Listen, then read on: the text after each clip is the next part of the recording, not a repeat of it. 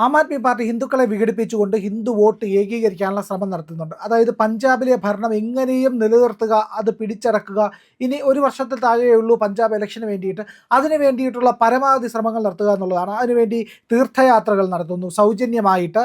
അതോടൊപ്പം തന്നെ വലിയ ഭജനകൾ നടത്തുന്നു. ഏതാണ്ട് ഒരാഴ്ച മുമ്പ് പ്രഖ്യാപിച്ച ഭജനകളെല്ലാം തന്നെ കഴിഞ്ഞ ദിവസങ്ങളിലായി 22 സിറ്റികളിൽ പഞ്ചാബിൽ നടത്തിക്കൊണ്ടിരിക്കുകയാണ് കെജ്രിവാളിൻ്റെ ഭാര്യയും കൂടി പങ്കെടുത്തുകൊണ്ടാണ് ഇതിൽ. ആ പരിപാടികളിലെല്ലാം പങ്കെടുക്കുന്നുണ്ടെന്നാണ്. അപ്പോൾ നഗരപ്രദേശങ്ങൾ കേന്ദ്രീകരിച്ചാണ് ഇതെല്ലാം നടത്തുന്നത്. ജലന്ധർ, അമൃത്സർ, ഗുരുദാസ്പൂർ, ബഡാല എന്നിവിടങ്ങളിലാണ് ഈ ഇതുവരെ നടന്ന ഭജനകളിൽ അരവിന്ദ് കെജ്രിവാൾ പങ്കെടുത്തിരിക്കുന്നത് എന്നുള്ളതാണ്. ക്ഷേത്ര നവീകരണത്തിന് വേണ്ടി സംസ്ഥാന സർക്കാർ കോടികൾ പ്രഖ്യാപിക്കുന്നുണ്ട്. സീതാ ലവകുശ ക്ഷേത്രം പണിയുമെന്ന് പറയുന്നുണ്ട്.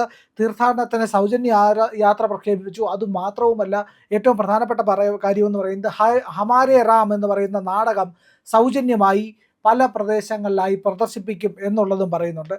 അപ്പോൾ ഏതാണ്ട് 40% വരുന്ന ഹിന്ദു വോട്ടുകളെ ഏകീകരിച്ചതിനെ വിഘടിപ്പിച്ച് മാറ്റി അതുകൊണ്ട് വിജയം കൈവരിക്കുക എന്നുള്ളതാണ്. കാരണം അവിടെ ഇപ്പോൾ മുഖ്യമന്ത്രിയായിരിക്കുന്ന ഭഗവത് മന്നിന് ഒരു തരത്തിലുമുള്ള അകാൽ തഖ്ത് അടക്കമുള്ളവർ പിന്തുണ എല്ലാം പിൻവലിച്ചു. ഒരു തരത്തിലും അയാളെ സിഖുകാരനായി പോലും അംഗീകരിക്കില്ല എന്ന് പറഞ്ഞു. കാരണം ഗുരുനാനാക്കിനെ അപമാനിച്ച ആളാണ്.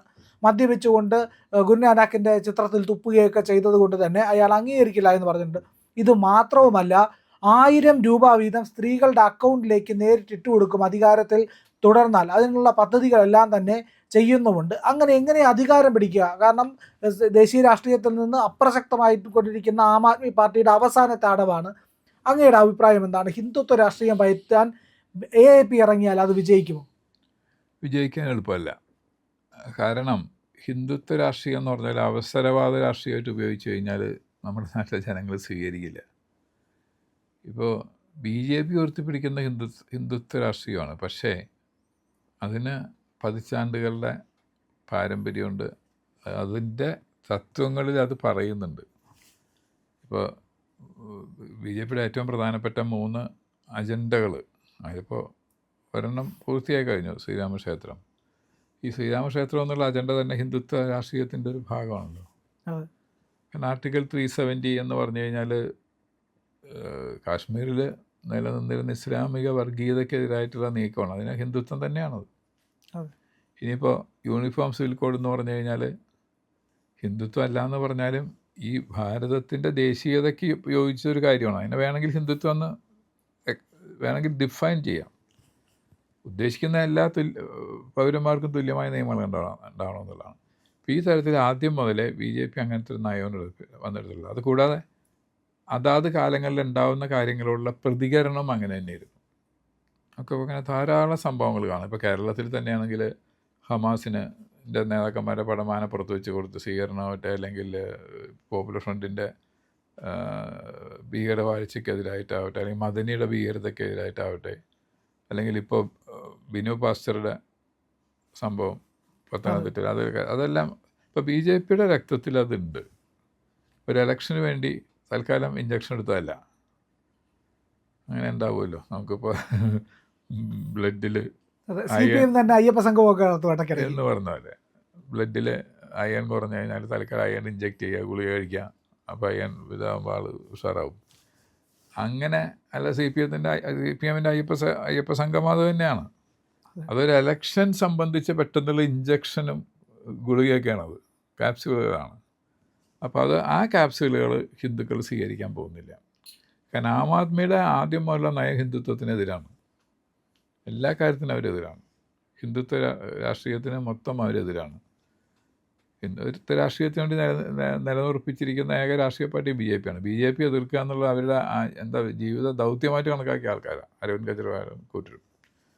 അപ്പോൾ തൽക്കാലം ഇലക്ഷൻ വരുമ്പോൾ ഇങ്ങനെ തല്ലിക്കൂട്ടാൻ നോക്കിക്കഴിഞ്ഞാലും നടക്കില്ല. കാരണം ഈ മാനെ സംബന്ധിച്ച്, മുഖ്യമന്ത്രി മാൻ, അദ്ദേഹത്തിനെ സംബന്ധിച്ച് വേണമെങ്കിൽ അദ്ദേഹത്തിനെ സിഖുകാരും സ്വീകരിക്കില്ല, ഹിന്ദുക്കളും സ്വീകരിക്കില്ല എന്നുള്ള അവസ്ഥയിലാണ്. അപ്പോൾ സിഖുകാരുടെ വോട്ട്, ഭൂരിപക്ഷ വോട്ട് സിഖുകാരാണല്ലോ. 60% സിഖുകാരാണ്. 30-35%, 40 താഴെയുള്ളൂ ഹിന്ദു വോട്ട് എന്ന് പറയുന്നത്. അപ്പോൾ സിഖുകാരുടെ വോട്ട് കിട്ടാനില്ലെങ്കിൽ എന്നാൽ ഹിന്ദുവിൻ്റെ വോട്ട് കിട്ടിയിട്ടെങ്കിലും ഭരണം കിട്ടാൻ പറ്റുമോ എന്നുള്ള ഒരു വൃഥാ വ്യായാമമാണ് അവർ നടത്തുന്നതെന്നാണ് എനിക്ക് തോന്നുന്നത്. വിജയിക്കാൻ പോകുന്നില്ല. കാരണം ജനങ്ങൾ തിരിച്ചറിയും. ഇപ്പോൾ അയ്യപ്പ സംഗമം നടത്തിയപ്പോൾ ജനങ്ങൾ തിരിച്ചറിഞ്ഞില്ലേ? അദ്ദേഹം വിചാരിച്ചത് എന്താ? പിണറായി വിജയൻ വിചാരിച്ചെന്താ അയ്യപ്പ സംഗമം നടത്തി അയ്യപ്പൻ്റെ ഒരു പടം എവിടെയെങ്കിലും മൂലയ്ക്ക് വെച്ച് സ്വന്തം പടം വലുതാക്കി വെച്ചാലും അത് ആൾക്കാർ അതുകൊണ്ട് തൃപ്തികരമായിക്കണം, അയ്യപ്പൻ്റെ പടം ഉണ്ടല്ലോ, ചെറുതാണെങ്കിലും മൂലയ്ക്കാണെങ്കിലും ഉണ്ടല്ലോ എന്ന് വിചാരിക്കുമെന്നൊക്കെയാണ് അദ്ദേഹം വിചാരിച്ചത്. കോടിക്കണക്കിന് രൂപയും ചിലവാക്കി വലിയ സംഭവമൊക്കെ നടത്തി കഴിഞ്ഞാൽ വോട്ട് അങ്ങ് വന്നേക്കും എന്ന് വിചാരിച്ചു. നടന്നില്ലല്ലോ. അപ്പോൾ ഈ കോൺഗ്രസ് ഇതേപോലെ ഇടയ്ക്ക് കാണിക്കാറില്ലേ, ഞാൻ ബ്രാഹ്മണനാണെന്ന് പറഞ്ഞുകൊണ്ട് ഷർട്ടിൻ്റെ പുറത്തോട്ട് കൂണിട്ടുണ്ട് നടക്കുന്ന രാഹുൽ ഗാന്ധി പ്രച്ഛന്ന വേഷക്കാരുടെ പോലെ, ഫാൻസി ഡ്രസ്സുകാരെ പോലെ ചില സ്ഥലത്ത് ഭസ്മവും ചന്ദനവും പൂശിയെടുക്കുക, അങ്ങനെ പല വേഷം കെട്ടുകളും കാണിക്കാറുണ്ട്. ഈ വേഷം കെട്ടുകളൊന്നും ആരും സ്വീകരിച്ചിട്ടില്ല. ജനങ്ങൾക്ക് തിരിച്ചറിയാം ഈ തൽക്കാലം ഇലക്ഷന് വേണ്ടി കാണിക്കുന്ന പേക്കുത്തുകളും അല്ലാത്ത അവരുടെ യഥാർത്ഥ ചിത്രം എന്താണെന്നുള്ളത് നമ്മുടെ നാട്ടിൽ ജനങ്ങൾക്ക് നന്നായിട്ടറിയാം. ആം ആദ്മി ഇപ്പോൾ അവിടെ ഭരിച്ച് കാണിക്കുകയും ചെയ്തല്ലോ, എന്താണ് അവരെന്താണെന്നുള്ളത് കാണിച്ചു കഴിഞ്ഞു. അല്ല, പക്ഷേ അരവിന്ദ് കെജ്രിവാൾ നേരത്തെയും ഈ ഹിന്ദുത്വ ഒരു ആശയത്തിനോടൊപ്പം നിൽക്കുന്ന, ഇല്ലെങ്കിൽ ഹിന്ദുക്കളെ പ്രീതിപ്പെടുത്താൻ വേണ്ടി ശ്രമങ്ങളൊക്കെ നടത്തിയിട്ടുണ്ട്. നോട്ടിൽ ലക്ഷ്മി ദേവിയുടെ പടം കൊണ്ടുവരണമെന്ന് പറഞ്ഞിട്ടുണ്ടായിരുന്നു. അതുപോലെ തന്നെ ഹിന്ദു ഈ പറയുന്ന ആരാധനയെ പ്രോത്സാഹിപ്പിക്കുന്ന രീതിയിൽ പല പൂജാ ചടങ്ങുകളിൽ പങ്കെടുക്കുക, താൻ തികഞ്ഞ ഹിന്ദു വിശ്വാസിയാണെന്നൊക്കെ കാണിക്കുക, ഇങ്ങനെ പല പരിപാടികളും കാണിച്ചിട്ടുണ്ട്. അപ്പോൾ അയാളൊരു ഹിന്ദു ലേബൽ സ്വീകരിച്ചാൽ പെട്ടെന്ന് തള്ളിക്കളയാൻ പറ്റുമോ? അല്ല, അതാ ഞാൻ പറഞ്ഞത്, അതെല്ലാം ഫാൻസി ഡ്രസ്സാണ്. അടിസ്ഥാനപരമായിട്ട് അതൊന്നും ഇല്ലല്ലോ. അടിസ്ഥാനപരമായിട്ട് അതൊന്നുമില്ല. ഇപ്പോൾ നമ്മുടെ CAA ബില്ല് വന്ന സമയത്ത് അരവിന്ദ് കെജ്രിവാൾ ആരുടെ കൂടെ നിന്നത് അല്ലേ? അതെ. അപ്പോൾ അടിസ്ഥാനപരമായിട്ട് അവരുടെ രക്തത്തിൽ ഇതൊന്നും ഇല്ല, ഷോവാണ്. ഇപ്പോൾ രാഹുൽ ഗാന്ധി ഭസ്മം പൂശുന്ന പോലത്തെ ഒരു ഷോവാണ് ഈ ലക്ഷ്മി ദേവിയുടെ പടം പറയാനിപ്പോൾ ആർക്കാൻ പറ്റാത്തത്. മഹാവിഷ്ണുവിൻ്റെ വേണമെന്ന് പറയാം, ശിവൻ്റെ വേണമെന്ന് പറയാം, ആർക്കും പറയാമല്ലോ. അപ്പം അതൊക്കെയെന്ന് പറഞ്ഞാൽ ഒരു ഷോ ഓഫാണ്.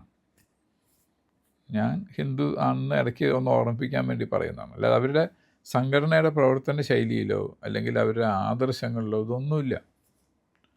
അതുകൊണ്ടാണ് ഇപ്പോൾ പഞ്ചാബിലും ഇതൊരു 30-35% വരുന്ന ഹിന്ദുക്കളെ പ്രീണിപ്പിച്ച് വോട്ട് കിട്ടിയിട്ട് ജയിക്കാൻ വരുമോ എന്നുള്ളൊരു വൃഥാശ്രമമാണ് അവർ നടത്തുന്നത്.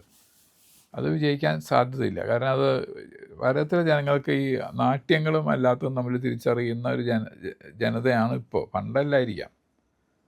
പണ്ട് നെഹ്റുവും ഇന്ദിരാഗാന്ധിയൊക്കെ ഉണ്ടായിരുന്ന കാലത്ത് എന്തെങ്കിലുമൊക്കെ ഓരോ നാട്യങ്ങൾ, ഗരീബി ഘടാവോ എന്നൊക്കെ പറഞ്ഞിട്ട് ആൾക്കാർ പുറകെ പോകുന്ന കഥകളൊക്കെ ഉണ്ടായിരുന്നു. ആ കാലമൊക്കെ പോയില്ലേ. ഇപ്പോൾ ജനങ്ങൾ കാര്യങ്ങൾ വിലയിരുത്തി തുടങ്ങി. ആരാണ് പെർഫോം ചെയ്യുന്നത്, ആരുടെ ഐഡിയോളജി എന്താണ് എന്നൊക്കെ പെർഫോം ചെയ്യാൻ തുടങ്ങി. അപ്പം അതുകൊണ്ട് ഒരു ഷോ നടത്തിയിട്ട് ആളുകളെ പറ്റിക്കാമെന്ന് എനിക്ക് തോന്നുന്നില്ല അത് വിജയിക്കുമെന്നുള്ളത്. ഏതായാലും അങ്ങനെ തന്നെ നേരിടാനാണ് കെജ്രിവാൾ ഉറച്ചിരിക്കുന്നത്. അവിടെ പ്രധാന ശത്രുവായിട്ട് കാണുന്നത്, കെജ്രിവാൾ കാണുന്നത് കോൺഗ്രസിനെ അല്ല, മറ്റൊരു പാർട്ടിയെ അല്ല, അത് BJP ആണ്. അപ്പോൾ BJPയുടെ ആയുധം കൊണ്ട് തന്നെ BJPയോട് പൊരുതാൻ വേണ്ടിയിട്ടായിരിക്കും ആ ശ്രമം. അതെ, ഹിന്ദുത്വം നിങ്ങൾ മാത്രമല്ല, ഞങ്ങൾക്ക് അപ്പോൾ ഹിന്ദുത്വം. സിഖുകാർ തള്ളിക്കളഞ്ഞെങ്കിൽ അവരല്ലേ അവിടെ ഭൂരിപക്ഷം. അതെ, അപ്പോൾ എങ്ങനെ നേരിടും അതിനെ? സിഖുകാർ അതിനെ പൂർണ്ണമായിട്ട് ഇവരെ തള്ളിക്കളയണമെങ്കിൽ ഇനി ഹിന്ദു വോട്ട് അവിടെ നിന്ന് കൊടുന്ന് ഇങ്ങനെ കിട്ടിയെന്നിരിക്കട്ടെ, അതുകൊണ്ട് ജയിക്കാൻ സാധ്യമല്ല. കാരണം സിഖുകാർ മൊത്തമായിട്ട് എതിർത്ത് നിൽക്കുകയാണെങ്കിൽ ഒരു പാർട്ടിക്ക് അവിടെ ജയിക്കാൻ സാധ്യമല്ല. അതല്ലേ ഇപ്പോൾ അവിടെ സിഖുകാർക്ക് വ്യക്തമായി അവരൊരു മതബോധമുണ്ട് എപ്പോഴും. ആ ബോധ്യത്തിൻ്റെ ആ ബോധത്തോടു കൂടിയാണ് അവരെല്ലാ കാര്യങ്ങളും ചെയ്യുക. അവരുടെ എല്ലാ വസ്ത്രധാരണ രീതിയും എല്ലാ കാര്യങ്ങളൊക്കെ അവർക്ക് അവരുടേതായ സിസ്റ്റമുണ്ട്. ആ സിസ്റ്റത്തിൽ കൂടി പോകുമ്പോൾ അവർ അകാര്യതകളില്ലാത്തൊരു പാർട്ടിയെ സാധാരണ രീതിയിൽ അവർ സ്വീകരിക്കില്ല. പിന്നെ ആം ആദ്മി ഇങ്ങനെ വലിയ മോഹന വാഗ്ദാനങ്ങളൊക്കെ ഡൽഹിയിൽ ഇലക്ട്രിസിറ്റി ഫ്രീ ആക്കി ഇങ്ങനെയൊക്കെ പറഞ്ഞ പല കാര്യങ്ങളുണ്ടല്ലോ. അപ്പം അങ്ങനെ ഒന്നുകൊണ്ട് അവരൊന്നും ഒരു പ്രാവശ്യം പരീക്ഷിച്ചു എന്ന് മാത്രമേ ഉള്ളൂ. പക്ഷെ അതിന് ശേഷം കാണിക്കുന്നത് ഇതുപോലെയാണ്.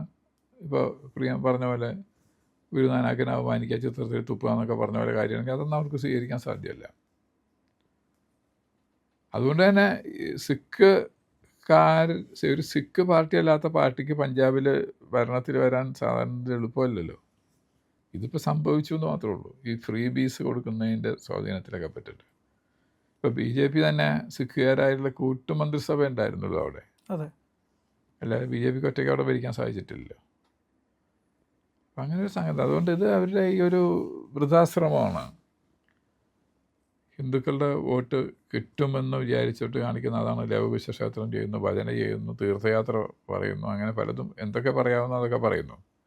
അതൊക്കെ കേട്ട് ഹിന്ദുക്കളൊക്കെ കൂടി ചാടി വന്ന് വോട്ട് ചെയ്യുമെന്ന് വിചാരിച്ചെങ്കിൽ അത് സംഭവിക്കാൻ സാധ്യമല്ല. അരവിന്ദ് കെജ്രിവാൾ ബേസിക്കലി ഒരു ഹിന്ദുത്വവാദിയല്ല. അങ്ങനെ ഹിന്ദുത്വ ആയിട്ടുള്ള നിലപാടുകൾ എതിർത്തിട്ടുള്ള ആളാണ്. അല്ലെങ്കിൽ ശരിയായ ദേശീയ നിലപാടുകളെ മതത്തിൻ്റെ അടിസ്ഥാനത്തിൽ നോക്കിക്കണ്ടിട്ടുള്ള ആളാണ്. ഇപ്പോൾ CAA ബില്ലൊരു ഹിന്ദുത്വ ബില്ലൊന്നുമല്ല, അങ്ങനെ പറയാൻ പറ്റില്ലല്ലോ. ക്രിസ്ത്യൻസിനെയും സിഖുകാരെയും എല്ലാവരും നമ്മൾ സ്വീകരിക്കാൻ തയ്യാറായിരുന്നു ആ ബില്ലിൽ, അല്ലേ? അതെ. ബംഗ്ലാദേശിൽ നിന്നും പാകിസ്ഥാനിൽ നിന്നും പറഞ്ഞ മുസ്ലിങ്ങളെ സ്വീകരിക്കില്ല എന്ന് പറയാൻ കാരണം അത് ഇസ്ലാമിക് കൺട്രീസാണ്. അവിടെ നിന്ന് അവർക്ക് മതവിവേചനം ഇല്ല.